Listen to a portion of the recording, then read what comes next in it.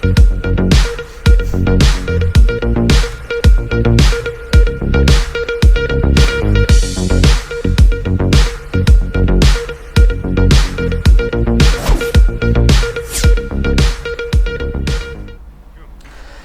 Red television देख रहा अपने संपूर्ण आदरणीय दर्शक के कार्यक्रम बजिका बहस के आज के इस श्रृंखला में हार्दिक स्वागत करेला चाहसी हम कार्यक्रम प्रस्तुता सावन यादव।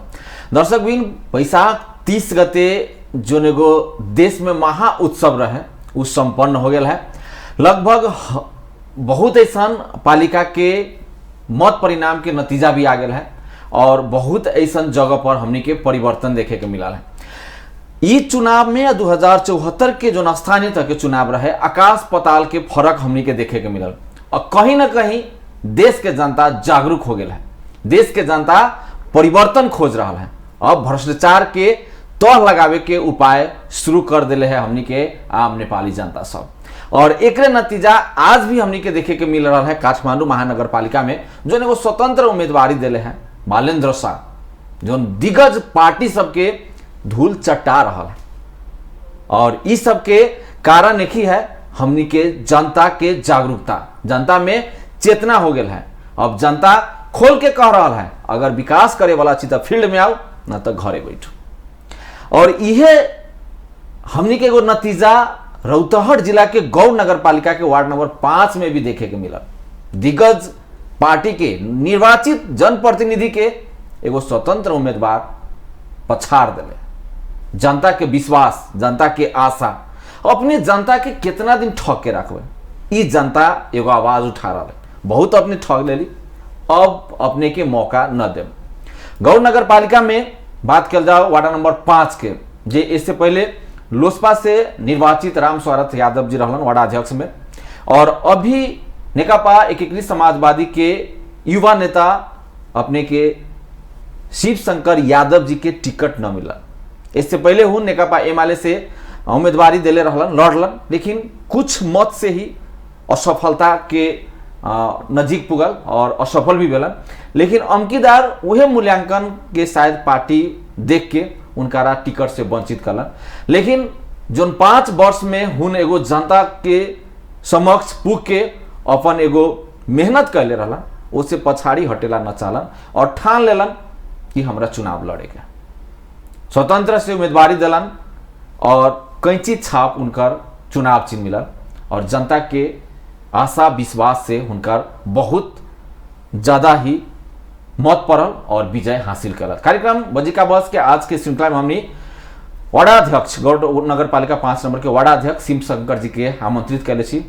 उनका स्वागत करना चाहम और उनकर मेहनत कैसन रहे, काहे उनका टिकट न मिलल और आवे वाला दिन में गौड़ नगर पालिका वार्ड नंबर 5 के लिए वास्तव में जो जनता एगो आशा विश्वास के साथ उनका निर्वाचित करेले छत कैसन कैसन किस्म के योजना लेके आवे वाला छत, ये विषय वस्तु पर केंद्रित रहे वाला छी। नमस्कार, स्वागत है कार्यक्रम में। नमस्कार। सबसे पहले रेड टेलीविजन परिवार के तरफ से अपने के हार्दिक बधाई और अपने के कार्यकाल सफल हो कह के हमने के शुभकामना है। जी धन्यवाद। अपने हम लोगों में शुभकामना पूर्वक हमरे ओर से अपने के रेड टेलीविजन के संपूर्ण परिवार में तहे दिल से शुक्रिया अदा करे छी। धन्यवाद। अध्यक्ष जी, अपने के जैसे पहले हम कह दिली 2074 साल में नेकपा एमाले से अपने लड़ल रही और कुछ मत के कारण से अपने पराजित भेली। ओकरा बाद घर में न बैठ के लगातार जनता के समक्ष गेली, क्या तो नतीजा बता रहा जी। कोनो आदमी मुंह से बोलले लेकिन अपने के नतीजा बता रहा है। स्वतंत्र अभी के समय में स्वतंत्र उम्मीदवार के जितना ही बहुत मुश्किल है, क्या कि हर व्यक्ति कोनो न कोनो पार्टीगत बन गया। और अपने के लेल पहिलका प्रश्न हमर जी, पार्टी कैसन मूल्यांकन के अनुसार अपने के टिकट से वंचित करा? देखो, सबसे पहले कथी बा में कि शुरू से हम कही सी, इससे पहले जब आपने के 2062 साल में राजतंत्र में जब चुनाव भेल ज्ञानेंद्र सरकार जी के पाला में, ओहू में हम अपने के स्वतंत्र उम्मीदवार रही जाता छाप। जाता छाप से बहुत पुराना पार्टी के वार्ड अध्यक्ष के पछाड़ के भारी बहुमत से वो में भी हम विजय हासिल कर ली। वो हमार पहलका वार्ड नंबर 9 रहा जी। आज भी हम अपना वार्डावासी के आज अपने के रेड टेलीविजन के ओर से अपना जनता के यही मंच से नमस्कार अभिवादन ओकरा हम धन्यवाद दै छी कि ओहो काल में जे बहुत मत से जनता छाप के विजय करेलक। ओकरा बाद में हम बहुत दिन तकले अपने के स्वतंत्र रही। ओकरा बाद में जे बाकी नेकपा एमाले के जे जिला के नेता चर्चित रेमन झा जी हमरा बहुत प्रयास करलक, माधव कमरे जी से बात करलक। तो माधव कमरे जी से बात करलक तो हमार एक गो जे शर्त रहलक कि हम लोकल नेता से संपर्क न रखम, कहला कि जौन मत जे हमर जनता जे हमरा जनता छाप से जे जीतैलक ओकर समाज सुरक्षा, ओकर धन संपत्ति के सुरक्षा, ओकर बाल बच्चा के एजुकेशन, ओकर शिक्षा के, ओकर स्वास्थ्य के, यानी कि संपूर्ण चीज के सुरक्षा करे वाला हमर नेता चाहिए। आ हमरा उनकर में संपर्क मतलब हमरा उनकर में संपर्क होए के चाहिए नीचा तह के नेता से ना जी, केंद्रीय नेता से। हमर मोबाइल उठे, हमरा से उनकर बात होके, हमर जनता के दुख बूझे। तो ई शर्तनामा से माधव नेपाल जी से बात भेल, माधव नेपाल जी शर्तनामा मानलक। तो ओमे माधव नेपाल जी में हमरा में बहुत दिन चललक जी, पार्टी के बहुत सेवा करली ईमानदारता पूर्वक। माधव जी भी हमरा मतलब कार्यकर्ता में सबसे अच्छा मान सम्मान देवे वाला वो हमरे देते रहलक। आज भी जे बा माधव जी के गलती नहीं खे, केंद्रीय अध्यक्ष एस पार्टी के बारन ए में कथी भेगल बा हमरे पार्टी में जे अभी जे पार्टी जे हम छोड़ के अभी बागी उम्मीदवार कैंची छाप से जे लड़ली अभी वो में कथी बा कि शिवशंकर यादव के हाइट जे भागत रहलक न, जकर नाम जे हमर चर्चित स्पीड में जे बढ़त बा जी, ओकरा रोके के खातिर हमरे पार्टी के लोग में जिला के हो या अपने के 2 नंबर प्रदेश के नेता लोग हो, ओकरा जलन बहुत लोग के रहलक है कि शिवशंकर यादव कि माधव नेपाल के इतना करीब, इतना जे उनकर मतलब खास कैसे पुगेल एकरा तोड़े के पड़े। तो उ लोग जे बा उ षड्यंत्र रचलक। उहे षड्यंत्र में हमर केंद्रीय अध्यक्ष पूर्व प्रधानमंत्री माधव नेपाल जी के भी ये चीज दिखाई न देलक जी, वो चलते जे बा टिकट के हेर फेर भेल। तो अपने के चैत 24 गते माधव कमरेड जिला में अयलक, अपना घर गौर में अयलक। तो हम कहली जब हम चोर हइये न बारी, पार्टी के गद्दार हम हइये न बारी, तो माधव कमरेड के तो हमरा उत्तर देवे के पड़ी। जी, जे चोर होई गद्दार होई उ न पार्टी से मुंह चोरा के भागे के टिकट न मिलक तो कहला जाओ बात करे। तो हम चोर हइये न बारी, ईमानदारी हमरा में बा, हमरा में गुनाह हइये न बा, तब तो माधव कमरेड से हमरा बात करे के पड़ी। जी, अब माधव जी के घरे गेली, गौर जी उनकर घर बा, ओमे अपने के राजदेवी नगर पालिका के संपूर्ण मतलब जे उम्मीदवारी लोग सके जे बैठक रहलक, ओकर बाद हमी सके गौर नगर पालिका के बैठक पड़लक, ओमे ई सब बात चललक। उहो हम कहली माधव कमरेड जी के अपने जे चल खेल जे होइत बा ऐसे अपने बचू। ई सब गद्दार करता बा, खाली फायदा लेवे वाला बा, ई सब में जान नहीं खे, अपने के जान से एकर जान बा। लेकिन ई शिवशंकर यादव के जे बा जनता से जान बा।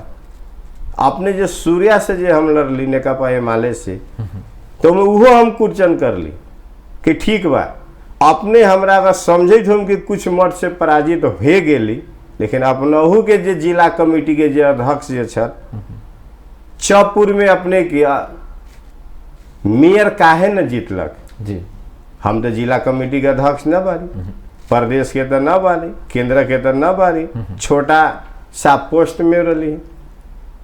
तो वो चीज जब अपने पूरे जिला में मेयर न जिता सकली, गौर के भी मेयर जे उ न जीत सकलक, आरोप शिवशंकर यादव के ये अपने गलत करे छी, ये भूल करे छी, वो चलते अपने आँख खोलू, ईमानदार कार्यकर्ता के चिन्हू, फिर भी वो जे बा माधव कमरेड ई बात के गमन करलक।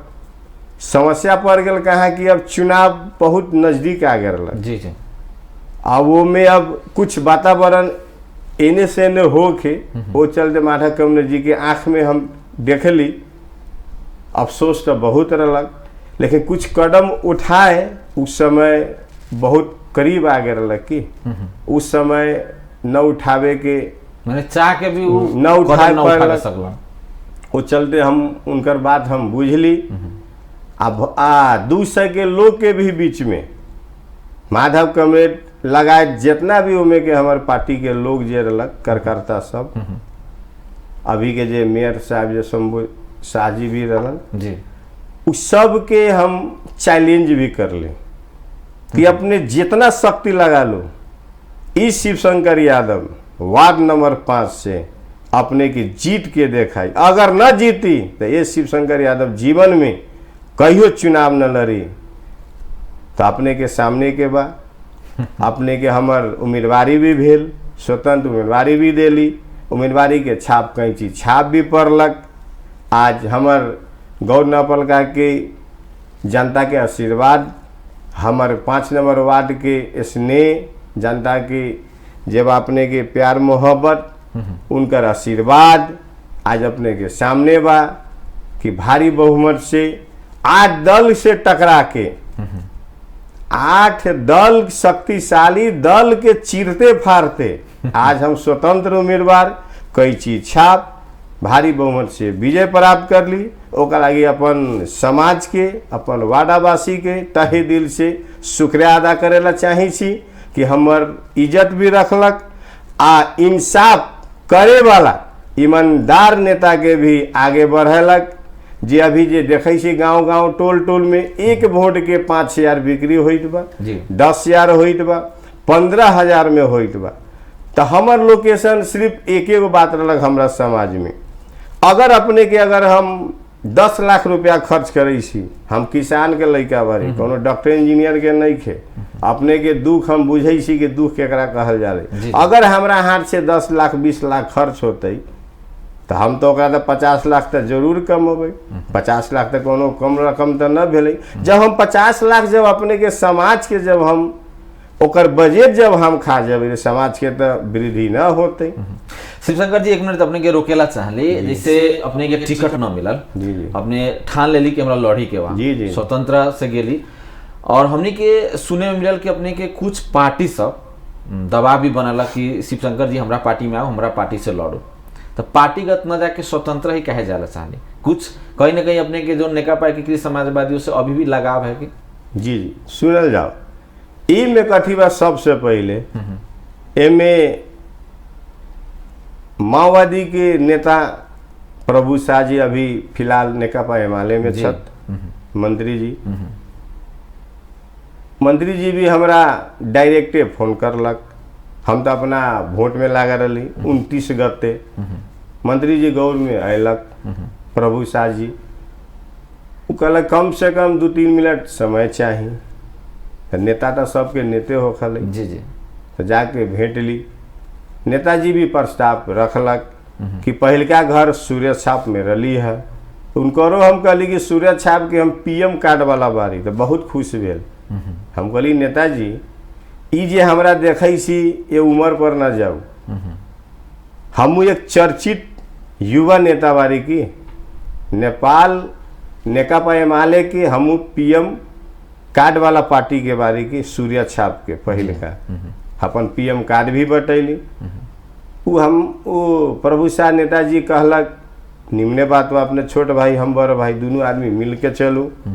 तो हम कहली कि देखो हम अपन कमरेड माधव नेपाल जी से वादा कर ले बारी, स्वतंत्र जीत के अपने के हम फूलमाला पहनाएम, वो चलते हम जा न सकली। ओकरा बाद माओवादी भी पार्टी से अयलक, यानी कि बुझू ना कि जितना जे पार्टी दल के बा सबके ऑफर आएला कि अपने पार्टी से लड़ू। तो सबके हम यह बात कहली कि हमार पार्टी से चैलेंज बा। चैलेंज ये लागे बा कि ईमानदारी कार्यकर्ता में आ बेईमानी कार्यकर्ता में की फर्क है उ हम देखावे ला चाही छी कि पार्टी लोग भटक जाले कोनो पैसा के टिकट के हेर फेर में, कोनो झूठ साँच के कान जो होल ज्यादा फूके वाला वही पार्टी जे जल्दी बर्बाद हो जाले। तो उ चैलेंज के लेके कोनो पार्टी में हम न गेली। आज उ चैलेंज हम कबूल कर ली, जीत के भी देखैली। कालू के जे शपथ ग्रहण हमेशा के कालू जे रलक गौर नगर पालिका में 4:30 बजे से, तो माधव कमरेद भी जी में रलक। तो उनकर जे है अपन वादा जे कर ले रही उनकर फूल माला पहना के स्वागत करके अपन वादा कहली कि देखू नेताजी आज जे ओ दिन जे हम वादा कर ले रही अपने के दूसरे के बीच में आज अपने के पूरा कर देली। अपने के हमर कैंची अपने के कलम, कैंची अपने के कलम के कुटी कुटी काट दिल 5 नंबर में। वो चलते अभी भी कही सी ईमानदार कार्यकर्ता के भरोसा करू आ बेईमान कार्यकर्ता से दूर रहो, अपने के उन्नति हुई प्रगति हुई। ये सब बात भेल जी। फूलमाला शिवशंकर जी बिहान के दिन में ठीक है अपने पार्टी से असंतुष्ट भेली, अपने के टिकट न मिल। स्वाभाविक रूप में अगर अपने 5 साल में लगानी लगेले से जनता में अगर टिकट न मिलल है तो असंतुष्ट होके बात ही है। फिर भी टिकट न मिलल, अपने कहलिए कि पार्टी के हम चैलेंज कैली, यहाँ तक कि केंद्रीय अध्यक्ष जी के चैलेंज कैली और चैलेंज हम अपन जीत के दिखा दिली। बिहान के दिन में अब तो ये गिला शिकवा से खत्म हो गया, अपने जीत भी ले ली, पार्टी भी अपने के पावर के अपने के जो जनता में लगानी है मान लेलक। बिहान के दिन में अपने 5 साल के जो अपने कार्यकाल होए वाला है तो स्वतंत्र रूप से बिताए वाला चाहे कि फिर अपन घर में जाए ला चाहे। देखो अब बात आ गया अपने के पार्टी प्रवेश वाला जी, तो हम अपन जनता से वादा कर ले बारी की जे 5 साल अवधि से जैसे पहले जे लोग मेयर वार्ड अध्यक्ष जे चलाल चुकल बा जी, गौर नगर पालिका धजिया उड़ा दिल बा, ओकरा समारे के खातिर अपन वार्ड 5 नंबर के उन्नति के लागे जे पार्टी चाहे हमर पार्टी चाहे हम जे भी हो, जे हमर 5 नंबर जनता के उन्नति के लागे जे आगे बढ़ियन ओकरा हम सहयोग करम, स्वतंत्र रह के सहयोग करम। हमारे वार्ड नंबर 5 के अभी बहुत नेता सब भी आयल, बहुत पार्टी से भी आयल, तो उनका भी हम शर्त रख ले बारी अपने के माननीय के चुनाव में अपने के मदद करम, भरपूर मदद करम। लेकिन हमरो शर्त बा हमार 5 नंबर में युवा सब पढ़ के बवाई थे, घूमई थी, बेरोजगारी है, ओकर रोजगार के व्यवस्था मिलावे के पड़ी। दलित सब जे बा फूस के घर में दाहर में मतलब घर गिर जाई था ओकरा रहे के व्यवस्था न है, तो ओकर जे है घर के व्यवस्था मिलावे के पड़ी। अभी जे बा अपने के सीप तालीम जे बा दीदी बहनी जे सीख के जे घरे बैठल बा ओकर सिलाई मशीन कंप्यूटर के भी जे तालीम कर ले बा कंप्यूटर के व्यवस्था। और जे चीज़ बा हॉस्पिटल में जब हमर 5 मतलब हॉस्पिटल तो हर एक चौकी में बा वार्ड नंबर में, ओ में MBBS डॉक्टर के मतलब व्यवस्था मिलाऊ। ये सब अपने कोनो पार्टी के आगाड़ी प्रस्ताव रख ले, अगर अपने के हम पार्टी में प्रवेश करेला चाहे तो ये सब अपने के मांग पूरा करे के पड़ी जी। समर्थन में प्रवेश में ना आगे वाला संघीय चुनाव वाला वो में अपने समर्थन करम, दिल से करम। आ भारी बहुमत से भारी बहुमत जे बा ना अपना वार्डा से बहुमत देवाएम। हमर जनता के लागी जे सहयोग करी हमर जनता भी उन्हें सहयोग करेला तत्पर रही। एकरा लेल अपने के जोन पार्टी अपने के जोन एगो प्रस्ताव है स्वीकार कर ले तो वही पार्टी के अपने समर्थन कर सके। जी जी जी, पहला चरण तो हमर तो अपन पार्टी एक तो है बा। अगर हमर पार्टी में जे बा सहयोग अगर पूरी तो अपन पार्टी के पहला प्रथम देम। क्या कि अब तो हम पार्टी के तो न रह गए, तो हम जनता के स्वतंत्र रूप भरने के तो जनता भेगे। अब तो हम तो जनता के बारी, अब जनता के जे बा मांग बा ओकर दुख दूर होए के चाही। फूल से गप ना कि मैं भोली दिन छु, मैं परसी मन छु, मैं यो कागज में मिलाई दिन छु। वो बात ना आवे के चाहिए। पहला अपने काम करके देखाऊ, हमरा वार्ड में विकास करके देखाऊ, युवा सबके जागीर के जब वहाँ प्रक्रिया बढ़ाऊ, दलित सबके घर के व्यवस्था मिलाऊ, जे अपने के जब किसान सबके जब छठी पूर्ति हो जाई थे दाहर के लेके ओकर व्यवस्था कैसे मिलाएम। इसे हमारा समाज के जे समस्या है उस समस्या के समाधान जे पार्टी करियन ओकरा हम समर्थन देम, पार्टी में न मिलम। ठीक भाई, तो पार्टीगत विषय रहा। अब अपने से विकास के बात करना चाहिए। अपने जो वार्ड नंबर 5 के जनता सब कहीं ना कहीं असंतुष्ट रहलन इससे पहलका निर्वाचित जनप्रतिनिधि से, वार्डाध्यक्ष से, और अपने के लगानी कुछ ज़्यादा रहे, ओकरे बावजूद नतीजा हमने के आगाड़ी देखे के मिलल है। अपने कार्यभार संभाल ली, शपथ ग्रहण भी ले ली, सबसे पहलका कोना काम पर अपने के फोकस रहे वाला? देखो, सबसे पहले फोकस बा हमार शिक्षा पर जी। इहे जे 5 नंबर वार्ड के जे रखा पहले हमी से जब पढ़े तली राजकुमार स्कूल में, अभी तो माँ भी 8 बा, बाल मंदिर बा, ओकर जे गुना स्तरीय जे रखा आज से 30 साल पहले उ नहीं खे जी। राजनीतिक के दांव पेश से उ स्कूल के जे बा वातावरण खराब हो गया बा। ओकरा जे अब सोमवार के हमी सब के अब वार्ड में हमी सब प्रवेश हो, ओकरा बाद में हमी सब के प्रथम धमाका शिक्षा पर हुई। ओकरा बाद में हमी सब अपना निर्णय कर वाली एगो एम्बुलेंस वार्ड के लागी कि जनता सब जे सब तो अमीर नहीं खे, गरीब लोग बा, उनकर डायरेक्ट अभी तो ऐसा तो न हो के चाहिए, प्रभु के दया से कि इमरजेंसी न हो के चाहिए, हम तो यह कम हमारे के दया से अगर हो जाए जी तो उनकर हमरा वार्ड से बेकीमत देले वार्ड की ओरी से फ्री सेवा पूगे, ये भी हम प्लान में बारी। दूसरा का देवा कि घर घर जे बा ना कल के जे देखे से समस्या, एगो कल के जगह पर 4 गो कल हलैले है, लेकिन पानी के एहू में न बा, खाली कादो निकलत है। तो उ प्लानिंग हम न रखम, हम प्लानिंग रखले बारी कि जितना हमारा समाज में बा उस सब के धारा निर्माण वार्ड के ओर से प्रत्येक घर में धारा जाओ, ई सब बा। ओकरा बाद में जब अपने के महिला लोग के जे पढ़ लिख के जे बा अपने जे घरे बैठल बा, जे वो सिप तालीम लेके अपने के सिलाई कटाई बिनाई ब्यूटी पार्लर अचार जे सीख ले बा, हम कोशिश करम कि उ लोग के कंप्यूटर जे सीख ले हो कंप्यूटर प्रदान कर देम कि 10 गो बच्चा के पढ़ाई 200 के महीना दी तो कम से कम उनकर पढ़ाई खर्चा तो निकली जी। आ सिलाई के मशीन दे देम तो कम से कम दाल रोटी चला के अपन बाल बच्चा के तो पढ़ाई, ई सब के जे योजना जे बा। ओकरा बाद जे अभी जे देखे छी कि हमार 5 नंबर वार्ड में महंगाई तो आधा 5 नंबर वार्ड वही में डूब जाई, इतना वो मतलब ही खत्म हो गया बा जी। अब तो अंतिम चरण में बारी, अब तो बजट भी ओमे न होई काला कि 5 के ओमे खा गेल होई। अब कढ़ाई में जे बचल हो चम्मच से कि कहीं बचल हो तो चम्मच से नखोरे के पड़ी, अगर नखोरला पर कुछ आ गेल तो कुछ होबे करी, न तो नया अवधि बजट आई ऊपर हम एकदम जहाँ पानी बा वो हमरा अवधि में वैसा समस्या न आई। जे समस्या जे बा ना निःशुल्क अपना ओरी से ओकरा 20 आदमी के बैचलर करावे के हम प्रतिबद्धता भी ले बारी।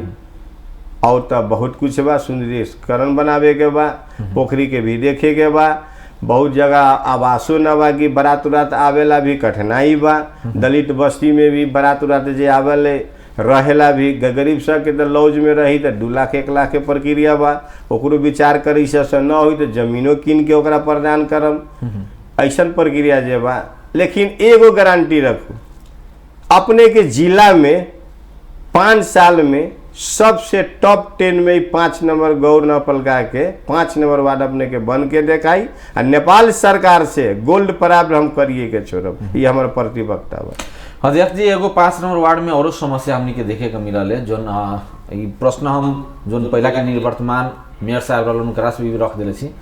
जैसे सिया पैलेस भेला के चलते वहाँ के जे भी गंदगी होले, जे भी जूट कैठ होले वो रास्ता पर फेंकाले, और ओकरा कारण से मेन रास्ता भेला के चलते वार्ड नंबर 5 के बासिंदा सबके बहुत उसे बुझो ना हानि होले, स्वास्थ्य हानि होले, महके के भी काम होले, एकरा अपने कैसे व्यवस्था करेला चाहिए? देखल जाओ उ तो उ लोग के टीम रलक है, सिया पैलेस तो मेरे साहब के अपन बा, उसा के जितना जे वार्ड के बहुमत भी उ लोग के रलक है, वो चलते न्याय अन्याय फरियावे न सकलक।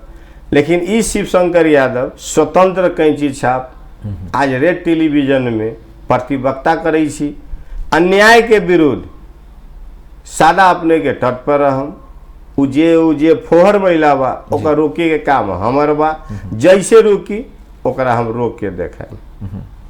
अच्छा, अपने स्वतंत्र रूप से वार्ड अध्यक्ष भेली, अपने के जे वार्ड सदस्य छत दूसरा पार्टी से छत, इससे अपने के कितना समस्या उत्पन्न हो सके थे? जी कोनो समस्या में दिखाई नहीं देत बा, लालची हुई वो डेराई जी, हमरा विकास करे के बा, अब विकास होई सबके बीच में रखम, टोल टोल में जाए, महीना के शनिवार के दिन हो सके तो महीना के 2 बेर प्रत्येक वार्ड में अपन टोल टोल में घर घर जाके समस्या की है डायरी में नोट करम, ओकरा समस्या के जे है ओकरा निदान के तरफ हम लागम। ई हम सबसे प्रथम अथी में बुंदा में रख ले बारी। अच्छा, ओकरा अलावा जैसे गौड़ नगर पालिका वार्ड नंबर 5 में जे अभी शहरी विकास के काम भेल है और सिया पैलेस तक जाके रू गेल है, बहुत ऐसा हमने पता लगली तो पूरा सिया पैलेस से जो रोड है बढ़ावा पुल वाला रोड वहाँ तक के रोड है, लेकिन मेयर साहब से भी हम प्रश्न पूछले रही तो उनकर का नाम कि न इतने तक है। ई विषय में अपने के की धारणा, वास्तव में ई रोड शहरी विकास वाला रोड सिया पैलेस तक है कि पूरा वो मेन रोड में जुड़ल है? जी ना, इससे पहले जे रलक अपने के मेन रोड तक ले जुड़ल रलक है, बढ़ावा पुल जाए वाला मेन रोड में।